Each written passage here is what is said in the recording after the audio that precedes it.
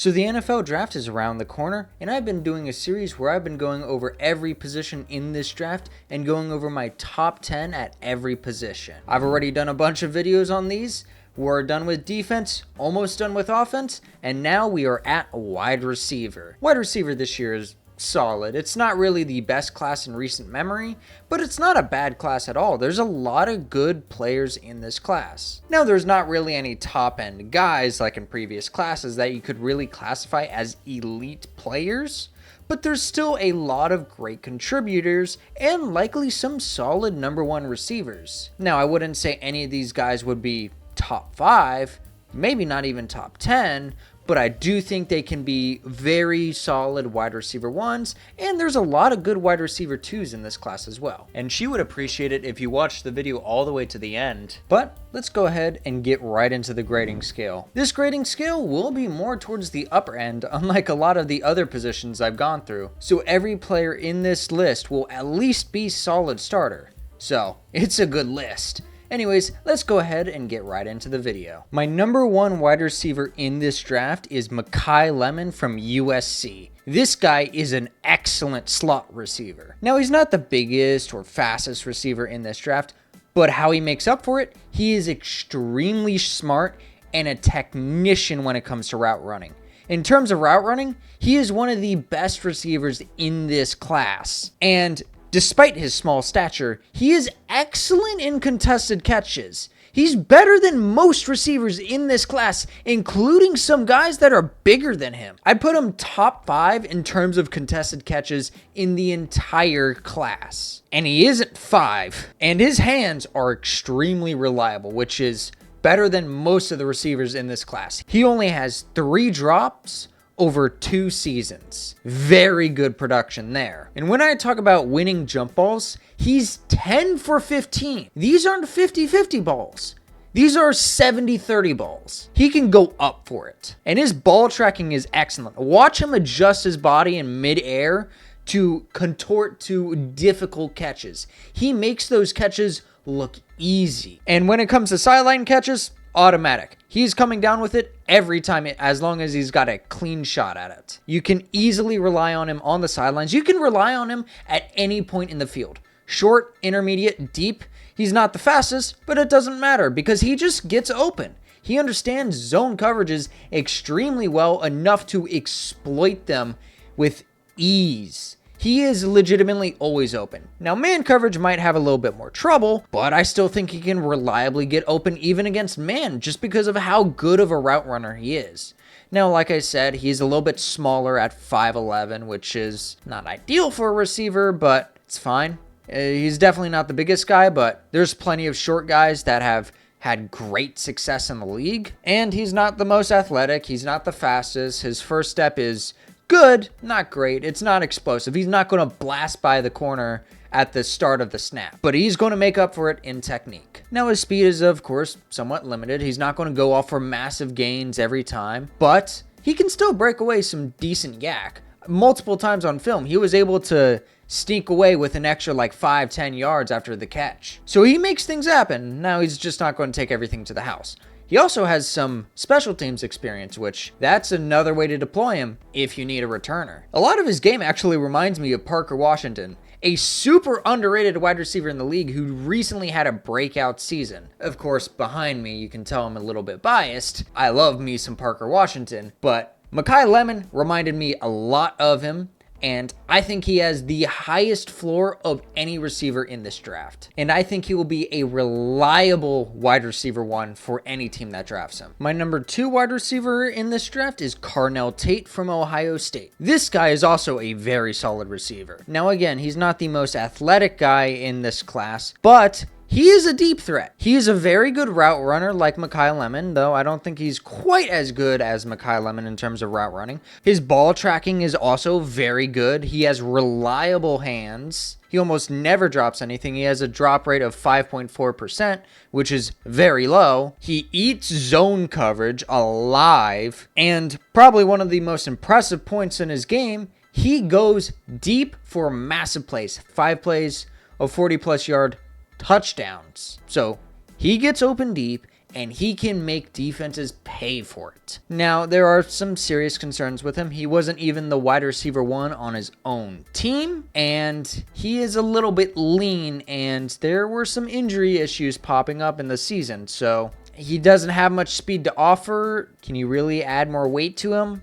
Probably not. And his run blocking is not that great. Lean frame and all. And his route running still needs some work. He kind of telegraphs his breaks a little bit, and his pad level rises, so it gives an easy cue for DBs to go on that route and basically run it for him. Now, it wasn't a serious issue, but when it comes to higher competition level, that's something to really clean up. But I think he can be a great wide receiver 2, maybe a low-end wide receiver 1, but I still rated him plus starter because I do think he can be a wide receiver 1 in the right scheme. I don't really think he will ever be like a high-end one, maybe just an average one, but even then, an average wide receiver 1, that's still a very good starter for you. My number 3 wide receiver in this class is Chris Bell from Louisville. This guy's got some real potential. I mean, look at his frame, 6'2", 222. He's built extremely thick. He's honestly built like a running back, and he is a legitimate yak threat. Yards after catch kind of guy. There's something special when he gets the ball in his hands. He can turn 10-yard, 15-yard completions into 40-yard touchdowns. There were multiple plays when I watched him that he would turn a simple slant route into a massive gain or even big touchdowns, navigating through traffic, making people miss. He's hard to take down at that frame. And he's a legitimate deep threat as well. He's got some good speed, 4.4 speed. Of course, it's not the fastest, it's not elite, but 4.4 speed is still really great speed. And you can really see it when he gets open downfield. And he boxes out defenders on contested grabs. I mean, he uses his frame very well. And his release, it's great. It's one of the best in the class. He makes corners guess how he's going to come out, and his varied tempo keeps corners guessing while he's running the route, so it's really hard for them to really get a tell on what he's going to do next. And even when he's run blocking, he shows some very good technique. So if you can really coach up his effort a little bit better, you can get a good run blocker and maybe even a good wide receiver 1. This is why I rate him so high, because he's one of the few prospects in this class that I could legitimately see being a wide receiver 1. Because just how he moves in the open field is legitimately special. Now, there's a few cons. Number 1, he had a recent ACL tear, so that's something to definitely monitor and will likely drop him on draft boards a little bit. His route tree was somewhat limited. Now, he ran good routes, it's just the entire route tree was underdeveloped. He didn't run all the routes, he really only ran crossers, deep posts. He didn't really run anything short, partially due to his limited short area burst. He doesn't really generate consistent separation on shorter routes, so he was mostly deployed deep where he could build up some speed. And his ball security when it comes to catching the football is a slight problem. He often double catches the ball. You definitely would like him to catch it the first time and secure it so it doesn't have a chance to get knocked out. There was a few occasions where it did get knocked out, and that's not great. But I do think he can develop that a little bit better. He's probably not going to have the most reliable hands when it comes to all the wide receivers in this class, but I do think he has solid enough hands to be a reliable threat. But like I said, the ACL is the main issue. It was rather late in the season, so he didn't participate in any combine drills or pro day, and he's likely not going to be ready for training camp to go full speed. He probably won't be like fully back until probably mid-season, so this is more of a future investment. This is a guy that will likely show his best production as early as 2027, so 2026 might start off a little bit slow, but I legitimately think this guy can be a great day 2 steal, or even go round 1, and I would not be upset about it. My number 4 wide receiver in this class is Jordan Tyson from Arizona State. This guy has a lot of talent. He's probably one of the better jump ball receivers in this class. In 2024, he had a 67% contested catch rate. Legitimately impressive there. And he gets open. He is extremely hard to cover. He's a very good route runner. He just knows how to get open in zone. And he is highly competitive. He also is a very good run blocker, which is not something I can say about a lot of receivers in this class. He's legitimately a very good run blocker, which if you want your receivers to be effective in the run game, that's one way to do it. And he has a great catch radius. He's a bigger guy, and balls that are thrown within his vicinity, he can catch. Now, I am a little bit lower on him than most other people for one main reason. His injury history is a legitimate blaring red flag. He was hurt every single season. He had a major knee injury in 2022. He had a collarbone injury in 2024. He was out multiple games last year with a hamstring. And that hamstring kept him out of a lot of pre-draft processes, out of the combine, out of pro day stuff. So we can't really see how his athletic testing is. And his athleticism is not all that great. I mean, not a lot of these guys are great athletes at the top. Partially why it's not rated that high of a class, but again, he's a great contested catch receiver that gets open. But with all these injury red flags, it's hard for me to believe he can stay on the field. And another issue, he probably has the worst hands of the top 4 I've talked about so far. He has 12 drops over 2 seasons, and that's a legitimate concern. So he doesn't catch the ball well, and he's on the field half the time, maybe. It's hard for me to rate him all that high. I mean, I did 6.9 because I do believe in the talent, but if I was to pick any bust candidates, he'd probably be 1, just because of injury. My number 5 receiver in this class is Denzel Boston from Washington. If you love jump ball guys, this is probably one of the guys you like. He is the ultimate jump ball type wide receiver. He's 6'4", massive wingspan, and a solid grip on the football. So if he gets his mitts on it, it's not coming out. And he has a great contested catch rate. It's among the top of the class. His contested catch rate is 76.9 in 2025. That is high reliability when it comes to just throwing it up to him. And he is a legitimate red zone threat. 20 touchdowns over 2 seasons, most of which came in the red zone. So this guy, if you're in the red zone, basically, you're guaranteed to score as long as you throw it up to him. And he's a solid route runner too. He's crafty to get that little bit of separation so you could just throw it up to him. Now, a lot of the reasons why he's not rated all that highly compared to the other wide receivers, he just doesn't offer that much upside as a wide receiver 1. He's a wide receiver 2. He doesn't really get all that much separation. He doesn't make anything after the catch. Once he catches it, he's down right there pretty much, and his speed is not all that great. According to his pro day numbers, he ran a 4.60. That's very slow for a wide receiver, so he's not running by anybody in the league. And his numbers were not great against some of the better competition in college football, so I really don't think this guy will be leading an offense, but I do think he can be a very good complementary piece to an offense and be a reliable red zone threat. My number 6 wide receiver in this class is Omar Cooper Jr. from Indiana. This guy has a lot of intriguing tools. Now, I am a little bit lower on him than seemingly a lot of people. He's been a draft crush of a lot of draft analysts.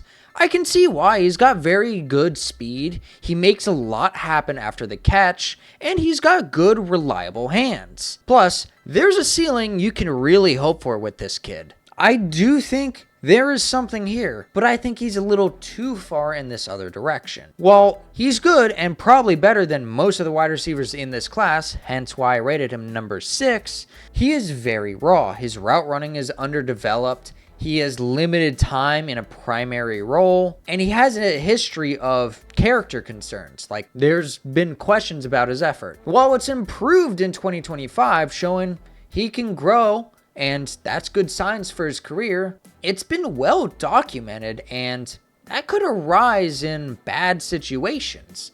So if he goes to the wrong team, he may legitimately become pretty worthless to them. I think he needs the right environment to really develop, and maybe he can develop into a wide receiver 1. But he's probably more of a high-end wide receiver 2, and potentially a low wide receiver 1. I don't think you will really be truly happy with him as your wide receiver 1, but he can be a solid receiver.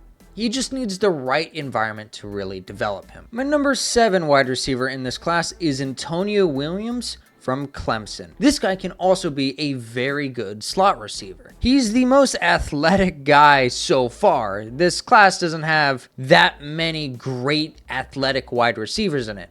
Now, there's a lot of great depth when you get into day 2 and day 3 in terms of athletic guys, but most of the top guys are okay at best athletes. But this guy has good speed, 4.41 speed. He's got great explosiveness, and he's a savvy route runner as well. He finds a way to get open for his quarterback. And he's got reliable hands, so he can easily be a chain mover for offenses. And he doesn't just go down where he catches it. He can make something happen with the ball in his hands. He's shifty in the open field, making some people miss, and gets a couple extra yards after every catch. Now, there are some real concerns. There's durability questions. He had some serious injuries early on. He's got a lighter frame, so might be an issue in the pros. His play strength is quite poor, so do not expect him to be a very good run blocker.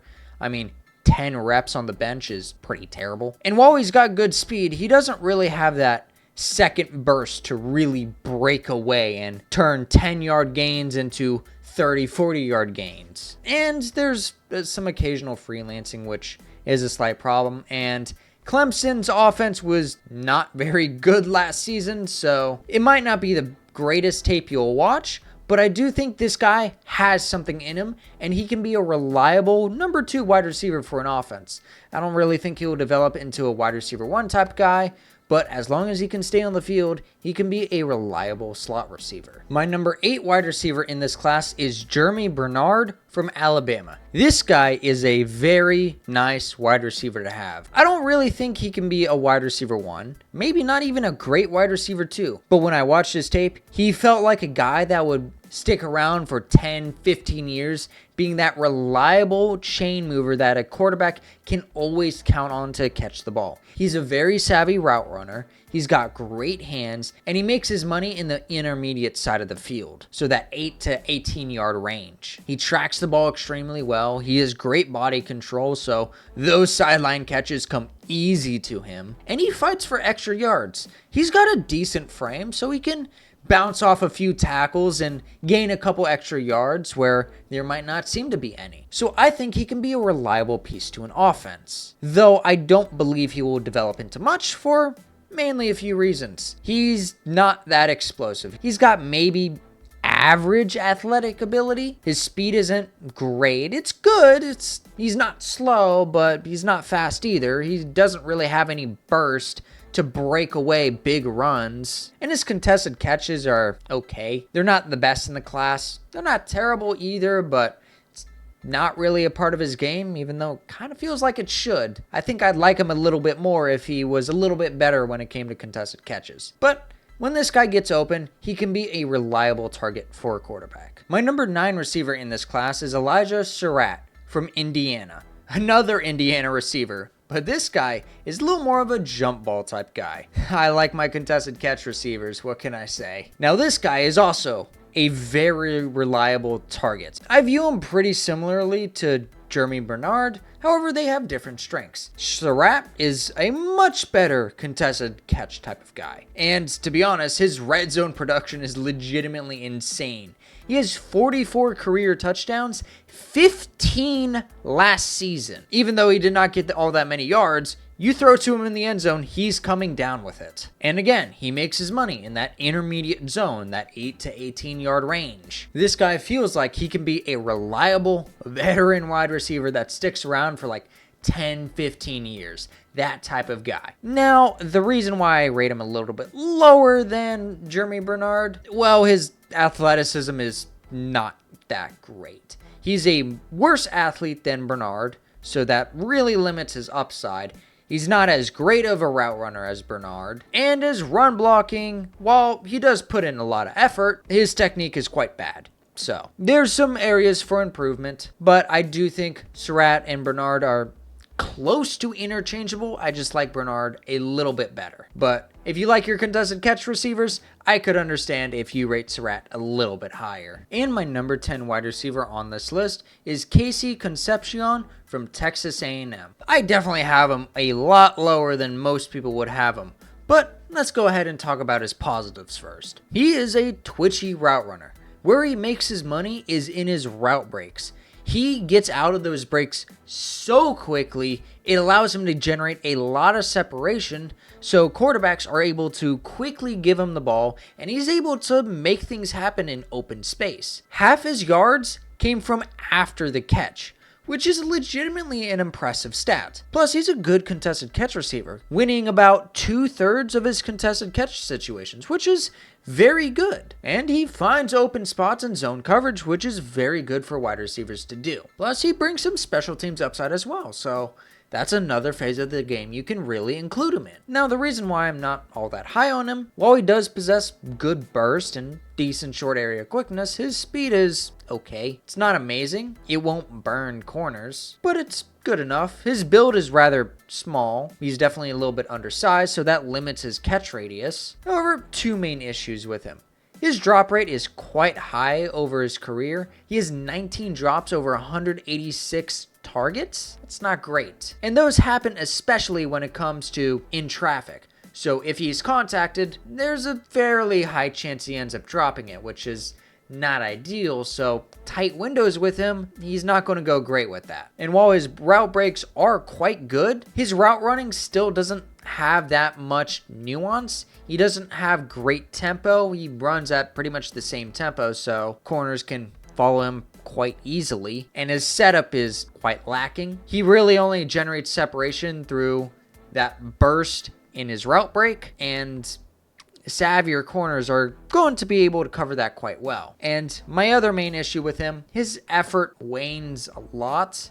That is a legitimate concern of mine. Plays that were clearly not going to him, or he didn't really have a chance, he didn't put as much effort into his route running, and that was rather disappointing. Now, I'm not expecting wide receivers to go full effort into a run up the middle, but plays that aren't going to his side of the field, he doesn't put nearly as much effort into plays that he does have a chance of being targeted. And I was a little disappointed. I came into his film expecting a great wide receiver, and I really only saw a good one, which, for how much he's been hyped up, disappointed me. But what do you guys think of my list? Any other guys I should have included in this list? Let me know in the comments section below. Anyways, if you guys enjoyed today's video, please leave a like and sub. It's greatly appreciated and lets me know you guys enjoy these videos. And she would also like it if you like this video. But anyways, bye!